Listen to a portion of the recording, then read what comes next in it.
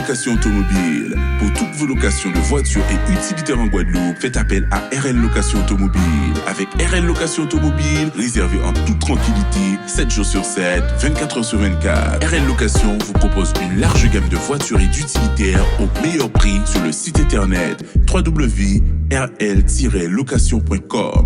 RL Location, c'est aussi l'assistance et la livraison. Pour tout renseignement, contactez-nous au 05 90 106 687. RL Location Automobile, la location en toute simplicité.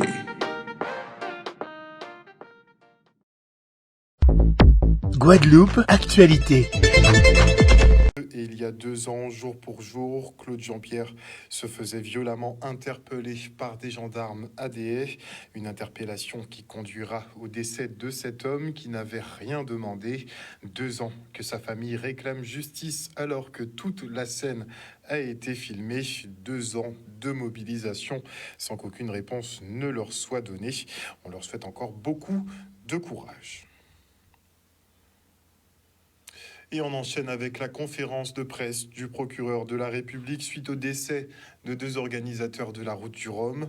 Aux alentours de 4 heures du matin, un navire de plaisance à utilisation commerciale, suivant le premier skipper, a chaviré avec 11 personnes à son bord.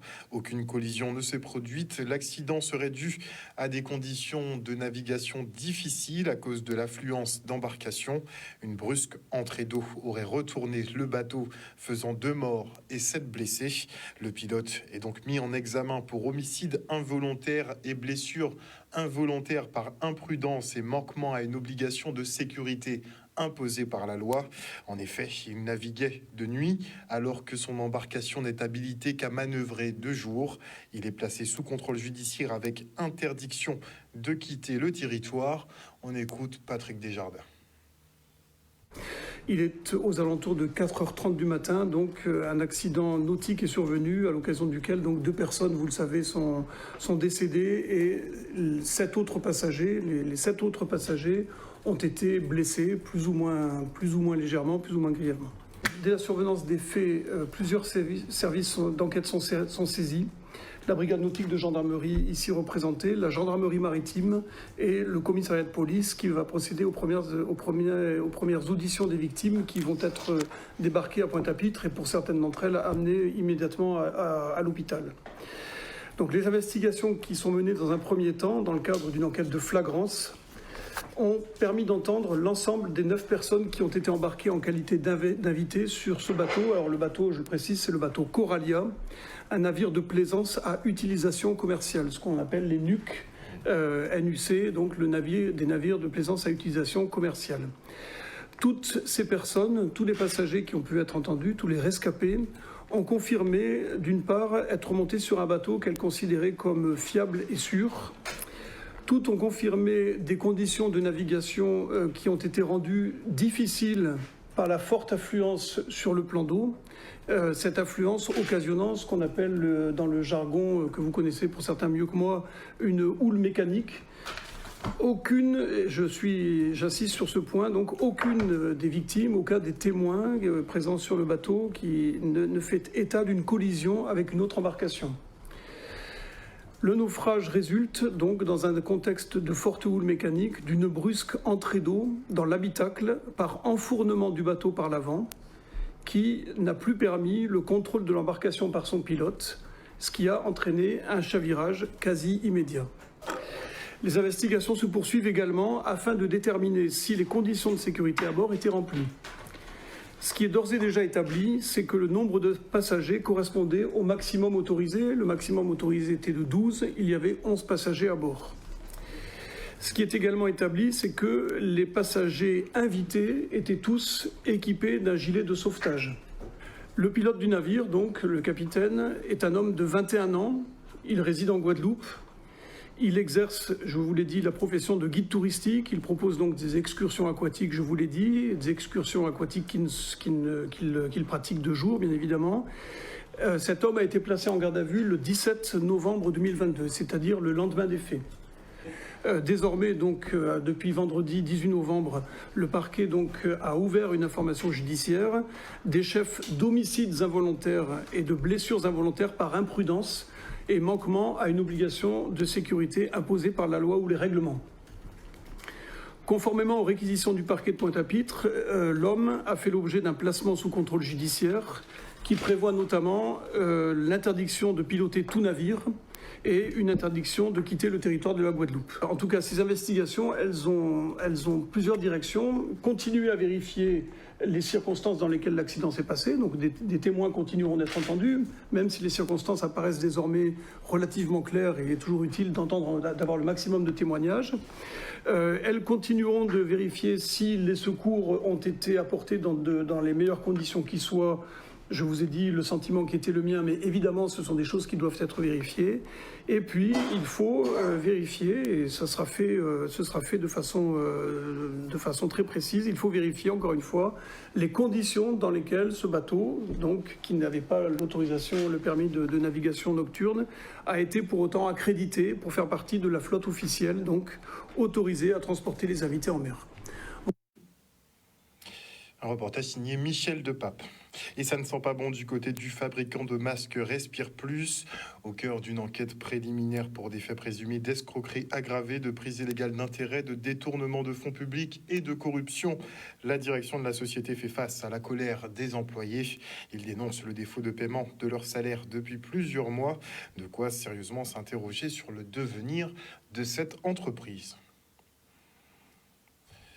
Avez-vous déjà fait une spirométrie? Cet examen permet de mesurer le souffle et déceler une éventuelle bronchopneumopathie chronique obstructive.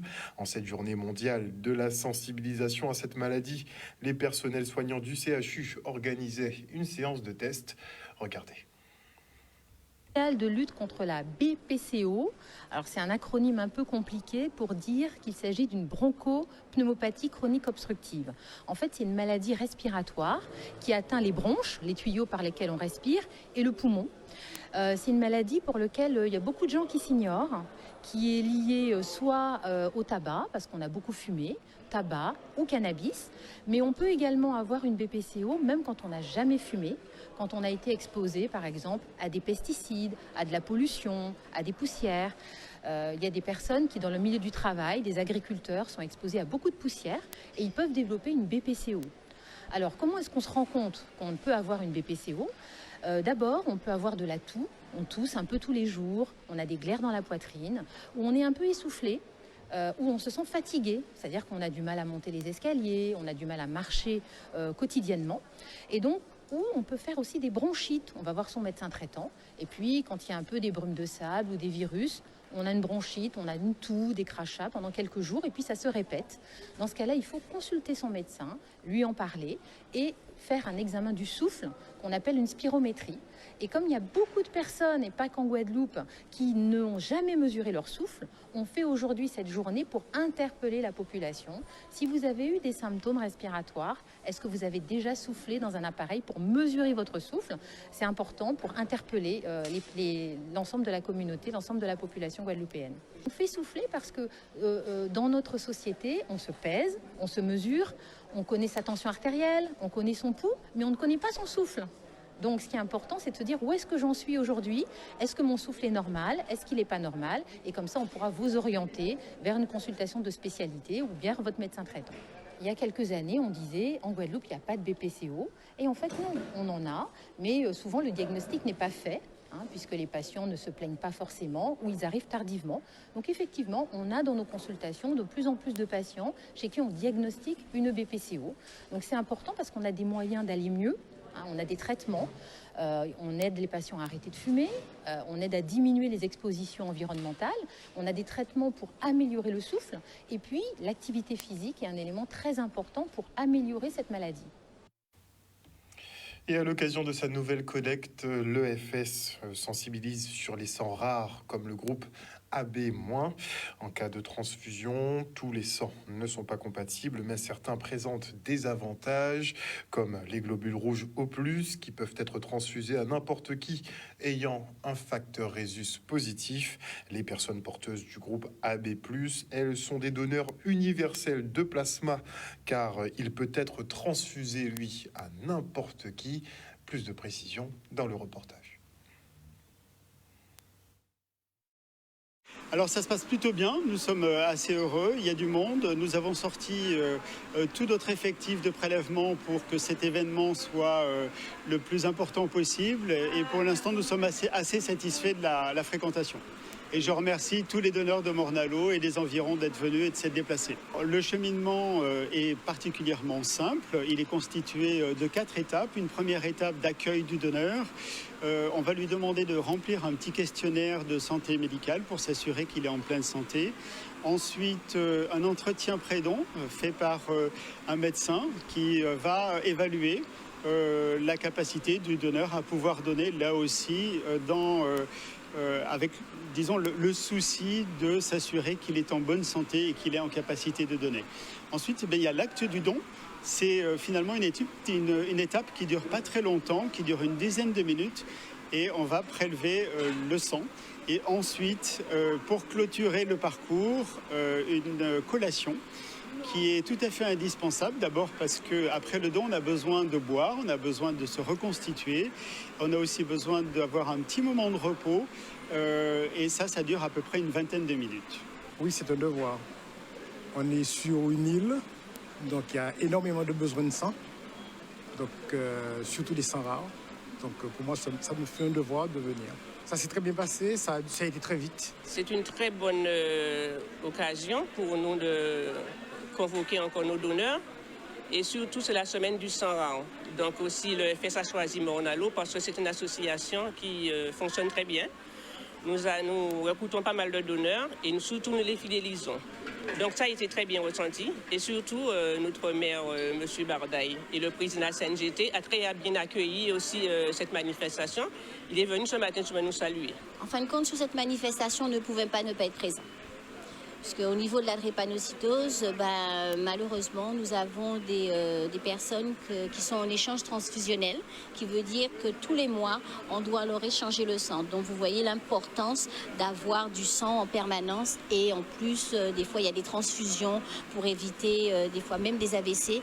Donc le sang, on ne peut pas s'en passer. Cette journée de collecte, en fait, clôture la semaine de sensibilisation au sang rare. C'est la deuxième année que l'on organise une semaine de sensibilisation au sang rare et qui, nous l'espérons, va mobiliser beaucoup de Guadeloupéens à venir donner leur sang parce que nous avons besoin de sang pour notre territoire. Un reportage d'Olivier Moradel. La ville de Gourbert, elle met à l'honneur ses assistantes maternelles, un métier somme toute difficile qui mérite tout notre intérêt puisqu'il s'agit quand même de nos tout petits et donc de notre avenir. Aujourd'hui, les rôles étaient inversés et ces professionnels ont été chouchoutés. Regardez. Aujourd'hui, c'est la journée nationale des assistantes maternelles. C'est un projet qui a été porté par les animateurs du ROLEG, en la personne de M. Quentin Secrétier et Mme Valérie Joseph. Donc, nous les recevons pour qu'elles puissent être à l'honneur, les assistantes maternelles, parler de leur métier, de leur vécu et bien sûr pour que les parents puissent savoir, connaître et voir comment elles vivent avec leurs enfants au quotidien. C'est un métier qui n'est pas évident et on ne pense pas toujours à ces personnes, alors qu'elles font un métier qui nous est pour tous indispensable, pour les parents, pour les mères de famille. Donc nous souhaitions en tout cas les mettre à l'honneur aujourd'hui. C'est une profession qu'on doit vraiment porter à cœur. Porter à cœur parce que c'est très important pour la famille, pour les enfants. On a aussi un mini-forum entre elles, échanger sur leur métier. Nous avons des assistantes maternelles anciennes du métier qui sont venues porter leur expérience aux nouvelles, aux jeunes qui sont là. Et puis ensuite, nous aurons des ateliers peinture, sophrologie. Donc, nous mettrons en place des activités où elles vont se sentir pleinement en pleine activité avec leur activité. Sachant qu'on a de moins en moins d'enfants, je ne sais pas si on aura moins à l'avenir, mais en tout cas, ce qu'on a voulu mettre en avant, c'est vraiment leur performance et ce qu'elles font de bien, quoi. Et à bien regarder, eh bien, ce ne sera pas la peine d'attendre l'avenir, puisque la fertilité masculine dans le monde est en déclin. Entre 1973 et 2018, la concentration moyenne de gamètes, donc de spermatozoïdes, enfin de gamètes dans le sperme, donc de spermatozoïdes globalement, est passé de 101 à 49 millions par millilitre, une tendance confirmée par des travaux publiés le 15 novembre dernier dans la revue Human Reproduction Update. Le mode de vie, l'alimentation et bien sûr les causes environnementales comme la pollution atmosphérique, les médicaments ou l'omniprésence de certaines substances de synthèse comme les plastifiants ou les pesticides pourraient expliquer effectivement le fait que progressivement, eh bien, tous les hommes de cette planète deviennent infertiles. La ville de Sainte-Rose, elle signe un contrat de redressement avec l'État. La municipalité bénéficiera de la mise à disposition d'assistance technique et d'une subvention de 800 000 € par an pendant 3 ans pour rééquilibrer les finances communales et récupérer sa capacité d'investissement. Regardez. Après Pointe-à-Pitre, après Basse-Terre, on vient de signer avec Sainte-Rose. En fait, c'est des engagements réciproques. L'objectif, c'est que dans 3 ans, la commune ait retrouvé une capacité budgétaire saine, c'est-à-dire qu'elle soit capable d'investir par elle-même, ce qui n'est pas du tout le cas aujourd'hui. Aujourd'hui, Sainte-Rose, une fois qu'elle a payé ses salaires et qu'elle doit gérer ses 15 millions d'euros de déficit, elle ne peut plus agir. Donc l'objectif, c'est vraiment de l'aider à le faire. Mais on ne l'aide à faire que si elle a envie d'être aidée. Et donc ce sont des engagements de la commune pour redresser ses finances, pour s'occuper de ses RH, pour recruter des gens au bon niveau, pour avoir céder peut-être des terrains, récupérer des recettes. Enfin, voilà, tout ça, c'est la commune qui s'engage. Et nous, l'État, d'autre côté, on a décidé de mettre en place 2 outils, comme on les a mis en place dans les autres communes, de l'assistance technique, c'est-à-dire qu'on va mettre à disposition des gens gratuitement pour aider la commune dans le domaine financier, dans le domaine technique, dans le domaine RH si c'est nécessaire. Et puis on va donner une subvention exceptionnelle de 800 000 € par an pendant 3 ans, si évidemment la commune suit la trajectoire. Donc voilà, c'est tous ces outils qu'on met en place. Un moment pour la ville de Sainte-Rose qui, malgré ses nombreuses difficultés financières, malgré la situation catastrophique d'aujourd'hui, eh bien, tend à aller désormais vers une nouvelle orientation avec de nouveaux engagements. Et ce contrat quorum, c'est vrai que ça permettra d'embellir quelque peu les finances de la ville, mais bien évidemment que nous n'allons pas, avec ce plan quorum, résorber le déficit de la ville. Il faudra faire les efforts personnels, les efforts que le conseil municipal devra faire tous les jours, chaque mois, chaque année, pour permettre ce redressement. Parce que c'est 2,4 millions qui seront engrangés au bout de ces 3 ans, mais le déficit reste quand même de 15 millions. Donc c'est un grand moment. Je suis très heureux que l'État ait accepté de jouer le jeu avec nous, puisque ce n'était pas gagné lorsque nous sommes arrivés aux responsabilités, puisque Sainte-Rose avait déjà postulé à quorum et cela avait été refusé. Donc aujourd'hui, nous sommes heureux, nous sommes conscients des efforts que nous allons faire et nous irons ensemble vous travailler pour le renouveau de cette ville. Via l'AFD, il y aura une assistance technique qui sera mise en place auprès de la commune sur des thématiques qui seront définies par la commune pour l'aider à passer un certain nombre de caps, mettre en place des outils, accompagner la réorganisation éventuelle de la commune pour lui permettre de tenir ses engagements et de respecter cette trajectoire financière. Et on se rend maintenant sur la plateforme de transfert de l'entreprise SNR pour le lancement de la Semaine de l'Industrie. Spécialisée dans la récupération et le recyclage de métaux, cette enseigne sert à illustrer la volonté régionale de revaloriser ces activités qui recrutent. Regardez. Nous sommes ici à Jarry, au niveau de la société SNR, une société de récupération des déchets et de valorisation des métaux. Et nous procédons au lancement de la Semaine de l'Industrie. C'est une opportunité pour la région de montrer combien il est nécessaire de valoriser une entreprise comme celle-ci, parce que nous pouvons développer une filière qui demain pourra créer des emplois et permettre à nos jeunes, au travers des formations qu'il faudra mettre en place, de se dire qu'il y a un espoir dans notre territoire. Et puis c'est aussi une façon de donner de la lisibilité à l'action régionale, puisque vous savez que nous accompagnons les entreprises, aussi bien au travers des subventions, des prêts relais, des fonds de garantie, mais surtout que nous avons considéré qu'il y a 2 secteurs très importants. C'est le secteur effectivement de l'élimination des déchets. Là, cette voiture-là, dès qu'elle rentre dans la station, elle doit être vidée. Au niveau d'huile usagée, boîte de vitesse, gaz de clim frigorigène, gasoil ou l'huile. Et après, la voiture, dès qu'elle est bonne, on l'envoie en destruction pour broyage. On ouvre la semaine de l'industrie. La semaine de l'industrie, c'est une semaine, ça va même plus loin parce que ça dure un mois complet, pendant lequel on a demandé à des entreprises, demandé à des instances de formation, à des spécialistes, de regrouper tout ce qu'est l'industrie en Guadeloupe pour pouvoir la présenter correctement. Ça fait 11 ans que ça existe en Guadeloupe, mais depuis 2 ans, on n'avait pas pu le faire à cause du Covid. Donc là, c'est la semaine de l'industrie. Pourquoi est-ce qu'on le fait? C'est pour que tout le monde connaisse les activités industrielles de la Guadeloupe et sache qu'en fait, c'est un réservoir d'emploi assez important. Ici, il y a une quarantaine de salariés qui sont ici salariés par la SNR. Ils sont là depuis une quinzaine d'années. Ce sont des gens qui sont dans un emploi pérenne et ils vont augmenter leur capacité dans peu de temps. Et donc, il va y avoir de l'emploi. On a été sélectionné par la préfecture comme entreprise un peu pilote sur le lancement de la semaine de l'industrie. Et c'est avec plaisir qu'on a reçu aujourd'hui monsieur le préfet et tous les institutionnels pour leur faire visiter le site et leur montrer nos activités.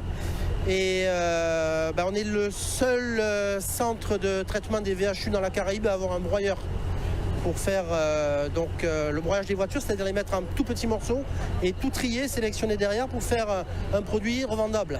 En Guadeloupe, on a peu de filières industrielles. Alors il y a les filières industrielles lourdes comme celle-ci, il y a les filières de l'agroalimentaire, on a d'autres filières industrielles plus classiques et on recherche énormément de salariés. C'est fait partie de ces secteurs dans lesquels on recherche des salariés. Donc la semaine de l'industrie, elle sert à ça, à ouvrir, à présenter, que chacun vienne voir quels sont les types d'entreprises et quels sont les types d'emplois qu'il y a pour que demain on puisse recruter.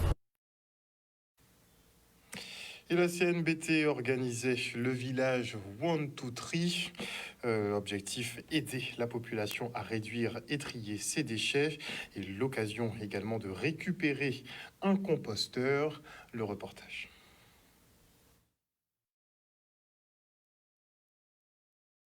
Nous avons cette volonté, on s'affiche territoire du Nord-Bastère, territoire de haute qualité environnementale.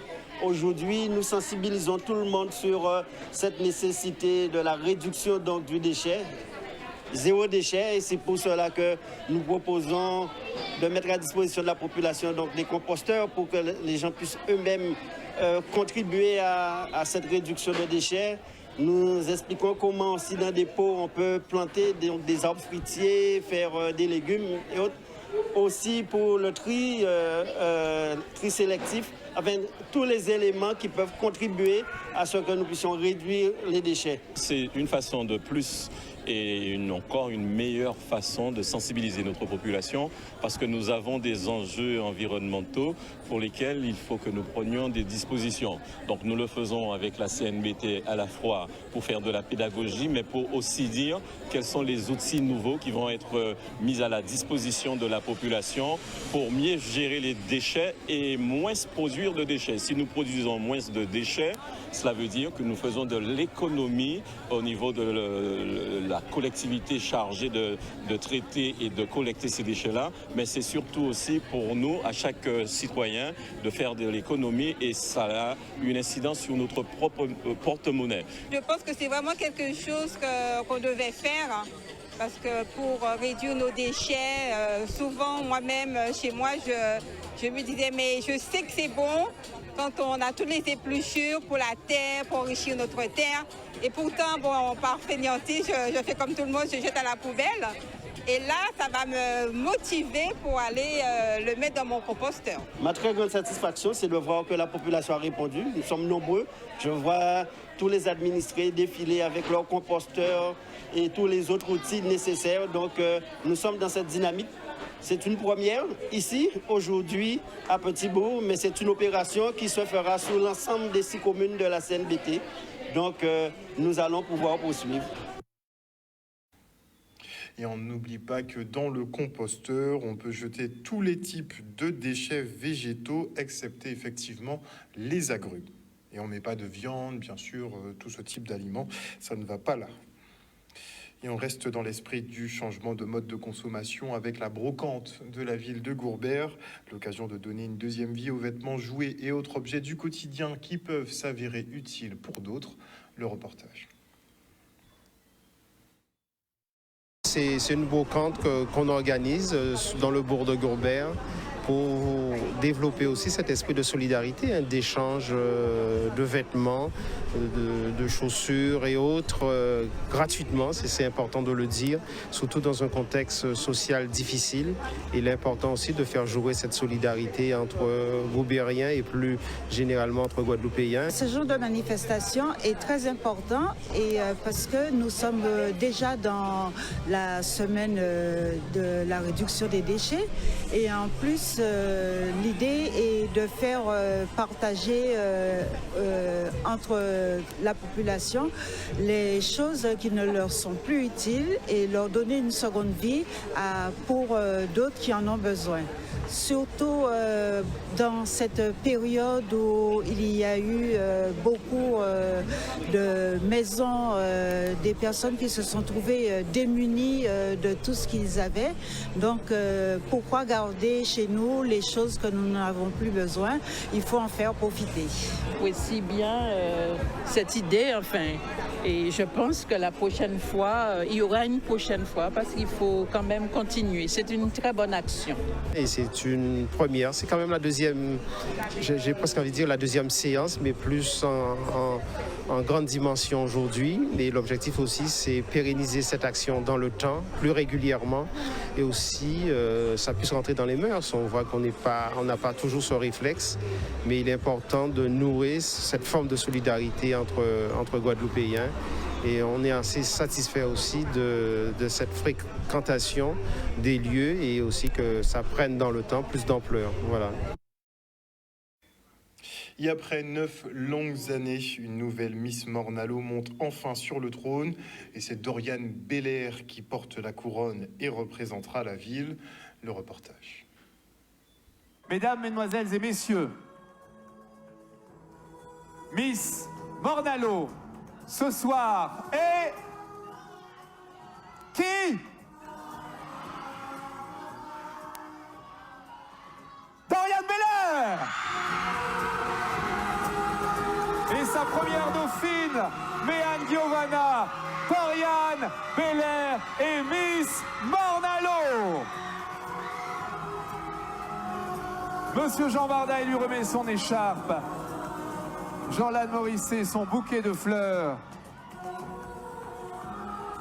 Premièrement, je suis vraiment émue et heureuse de voir que tout le monde m'a fait confiance afin de pouvoir représenter la ville de Morne-à-l'Eau.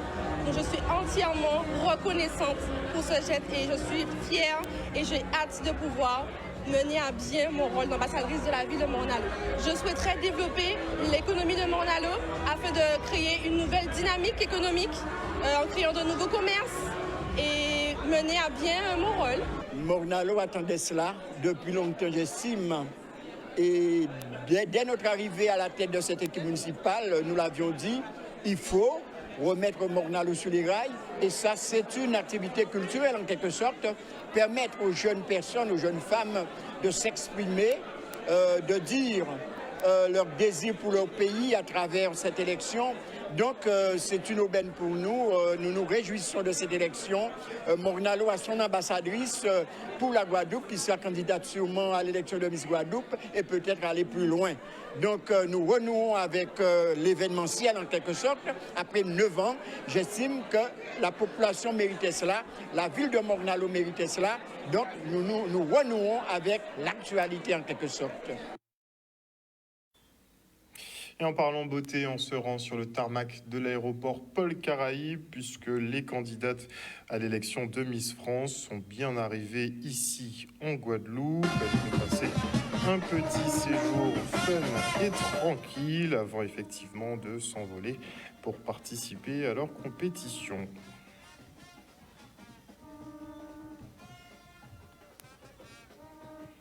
Et voilà, chers téléspectateurs, nous sommes arrivés au terme de ce journal. Merci pour votre fidélité.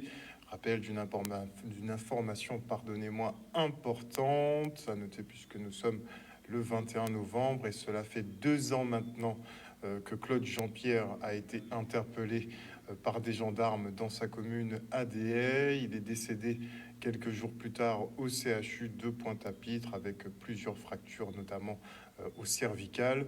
Tout le monde effectivement a vu la scène puisque la vidéosurveillance a circulé sur les réseaux, mais justice n'a pas encore été rendue pour autant. Et donc sa fille Fatia et son beau-fils Christophe se battent maintenant depuis 2 ans sans relâche pour essayer d'obtenir justice. Et donc on se tient à leur côté, on les encourage grandement, on leur envoie beaucoup de force dans cette lutte. Et concernant Kalala, eh bien, toujours pas de nouvelles concernant ses obsèques. Et donc nous sommes toujours en attente et un peu déboussolés par rapport à cette situation quand même. Une bonne soirée à vous sur Canal 10 Télévision, on se retrouve demain. Bisous bisous tout le monde.